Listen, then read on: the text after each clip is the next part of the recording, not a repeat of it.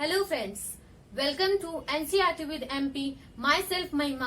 और आज हम डिस्कस करने वाले हैं सीटेट के बारे में। All about CTET. हमेशा लोगों को कुछ ना कुछ जो है कंफ्यूजन रहती है, कभी फीस में रहती है, तो कभी पेपर 1 पेपर 2 में रहती है, कभी लैंग्वेज सेलेक्ट करने में दिक्कत रहती है। तो चलिए आज आपके सारे डाउट्स को मैं दूर करने वाली हूँ। तो चलिए एक एक करके हम इसके बारे में जान लेते हैं। तो सबसे पहले सीटेट की फुल फॉर्म क्या होती है फ्रेंड्स?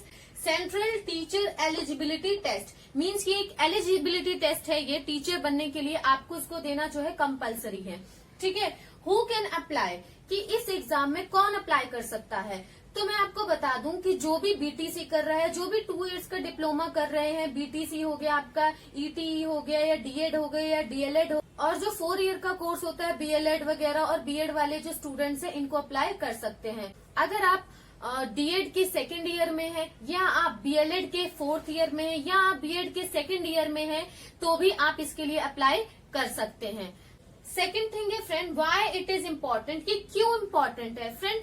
अगर आपको अपना करियर टीचिंग लाइन में बनाना है तो आपको सीटेट को क्वालिफाई करना बहुत इम्पोर्टेंट है, क्योंकि बिना सीटेट क्लियर किए आप किसी भी सेंट्रल गवर्नमेंट की जॉब के लिए अप्लाई नहीं कर सकते हैं, और ना ही स्टेट गवर्नमेंट की जॉब के लिए अप्लाई कर सकते हैं। तो इसलिए ये हमारे लिए बहुत इम्पोर्टेंट है अगर आप टीचिंग फील्ड में जाना चाहते हैं तो। थर्ड, रिजर्वेशन क्या है? कितना परसेंट रिजर्वेशन रहता है? 5% रिजर्वेशन रहता है आपका ओबीसी, एससी और एसटी वालों के लिए। ठीक है। इसके अलावा फीस कितनी रहती है? तो मैं आपको बता दूं कि अभी जो फीस है वो बढ़ गई है। ठीक है। अभी जो है जनरल और ओबीसी के लिए जो फीस हो गई है फ्रेंड्स, वो 1000 रुपीज हो गई है। ठीक है। अगर आप जो है एक पेपर देते हैं, पेपर 1 देते हैं या पेपर 2 देते हैं, और एससी, एसटी और डिफरेंट एबल्ड पीपल के लिए ये जो फीस है वो है 500।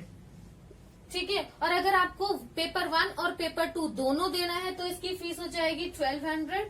और SC, ST different able people के लिए जो ये फीस रहेगी 600। ठीक है फ्रेंड्स।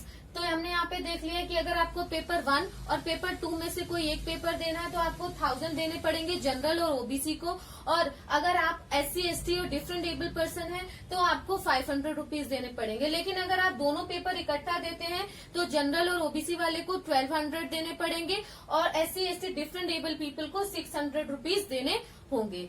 नेक्स्ट है हमारे फ्रेंड कि आप कितने अटेम्प्ट जो है दे सकते हैं। तो आप जितने मर्जी अटेम्प्ट यहाँ पर दे सकते हैं, ऐसा कोई क्राइटेरिया नहीं है कि आप 7 देना है या 5 देना है।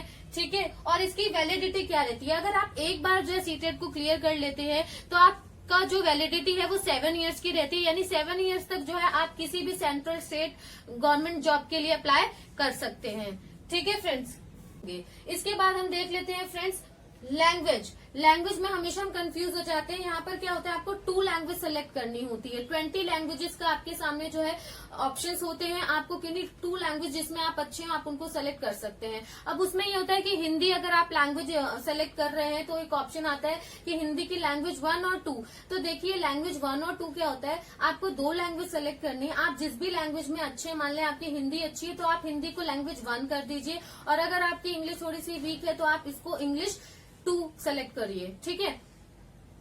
तो अब हम आगे देख लेते हैं एग्जाम का पैटर्न कैसा होता है। बेसिकली जो एग्जाम होता है उसमें आपको 150 क्वेश्चंस होते हैं फ्रेंड्स।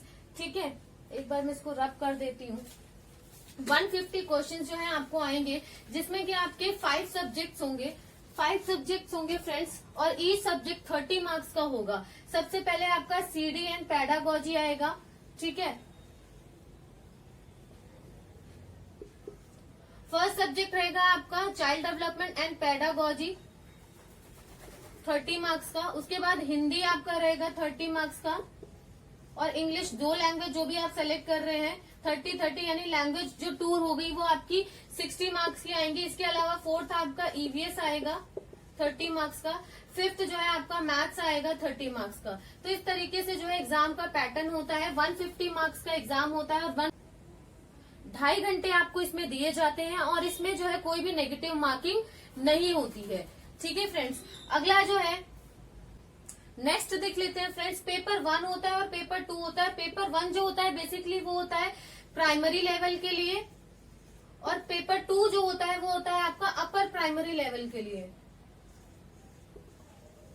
यानी कि अगर आपको प्राइमरी टीचर के लिए अप्लाई करना है तो आप पेपर 1 भरेंगे, और अगर आपको अपर प्राइमरी के लिए अप्लाई करना है यानी टीजीटी वगैरह के लिए अप्लाई करना है तो आप पेपर 2 को फिल करेंगे। 90 मार्क्स जो है जनरल वाले को चाहिए होते हैं। इसके अलावा जो हमारे रिजर्वेशन कैटेगरीज में जो आते हैं उनको 82 मार्क्स चाहिए होते हैं फ्रेंड्स।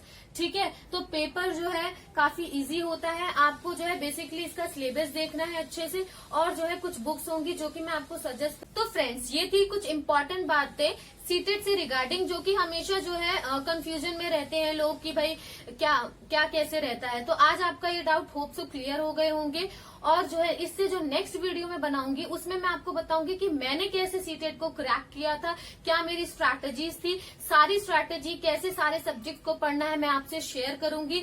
तो वो वीडियो भी मैं आपको 1-2 दिन में दे दूंगी।